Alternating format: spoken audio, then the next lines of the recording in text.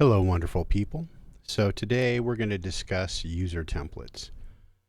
Why to use them, why I use them, why you should use them, and how to make them.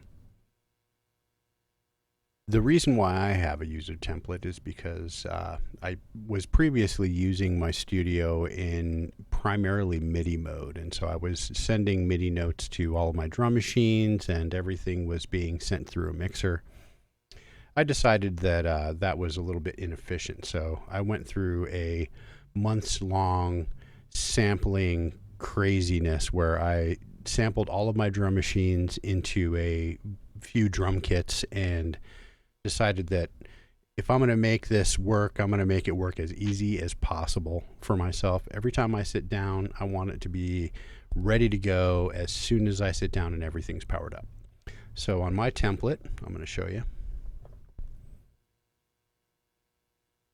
It doesn't take anywhere near as long to open as it did in the previous firmware. It used to take about, 7 to 10 minutes to open this template in the previous firmware. So this is a huge improvement.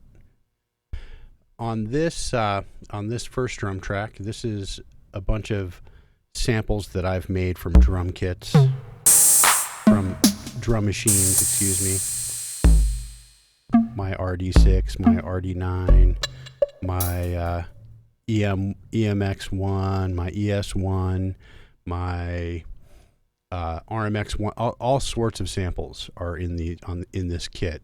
And then I have a few other kits. I've got another one from Drums from Mars, which is primarily just a bunch of effects type drum hits. Then I've got a full set of EMX1 kits that's just purely the EMX.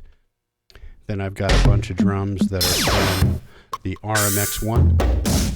These are all things that I sampled except for the mod drums for Mars. So I don't want to have to, when I sit down to make music, to go through a bunch of random expansions to try to find a good drum kick. I don't want to have to go through a bunch of expansions to find a drum kit. I just want to sit down, have everything already set and ready to go. I don't want to have to go through folders and folders of samples. I don't want to have to search for the perfect snare or the perfect kit. I just want to have it already there. So I have a bunch of stuff that I always use and it's already set.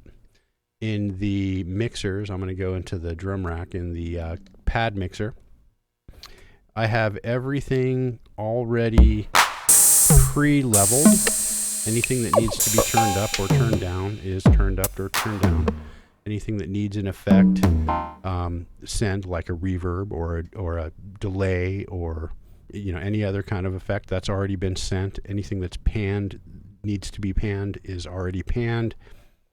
So that way I can get started. I can sit down and everything's already a little bit interesting and all I've done is turn it on.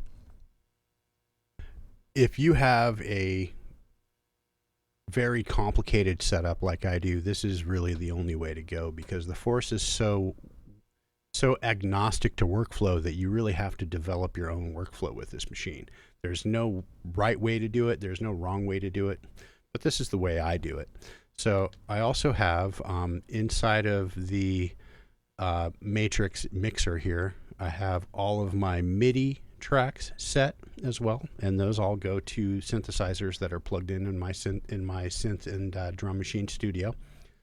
My studio is primarily MIDI, so I need everything here to be routed correctly. I need the MIDI ports in and out and channels to be routed correctly, the MIDI monitor to be set correctly. I need to be able to use my my MIDI keys to control whatever instrument I have selected.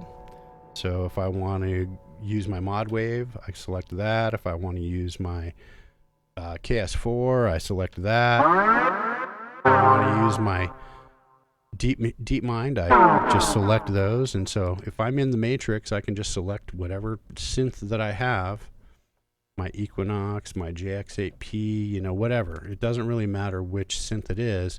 Anything that is MIDI CC controllable, I've already got the MIDI CCs mapped in the in the map page in the shift clip.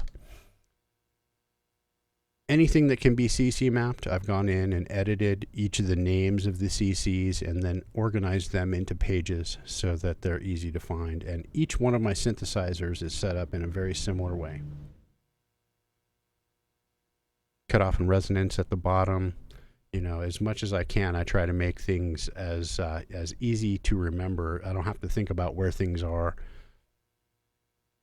In any case, this makes my workflow a lot simpler than if I was going to set up each one of these tracks for each synth each time I come into the studio. That would take hours. It would totally kill your workflow. So I make sure everything that I can that's controllable is controllable on the Force, so I don't have to get up as much. I don't have to move around the studio. There are some things that I'll still have to get up and modulate, like analog synthesizers or things that are not controllable by CCs. But the point is, I want to sit down and get started as smoothly as possible. And so the way that I usually get started is I'll have my first drum rack selected, and I'll be in the matrix. And this is I'm going to save the template here. I'm going to go to Save, Project As. I'm going to navigate to my Force SSD. I have a folder set for this project, and I'm going to name this Template 13 and Save as Template. Click Save. And now, when I click Overwrite, it's going to save that template exactly where I just left it with all of the settings. And so anytime I start up my Force and I'm in this new project page, I just make sure that all my studio is set up, everything's turned on, and then I open my user template and I'm ready to go. I don't have to do anything. There may be some changes that I need to make to certain drum parts. You know, I may need to pitch up or down the kick drum. I may need to add a little bit of extra reverb to the snare. You know, any of that's perfectly fine. This is just a template to get me started, but at least I'm like 90% of the way there as soon as I turn on my studio. Anyway, I hope you learned something. I hope this inspires you to get a little bit more work done and try to be a little bit kinder to yourself in the future with your Force and your workflow. I hope the Force is with you.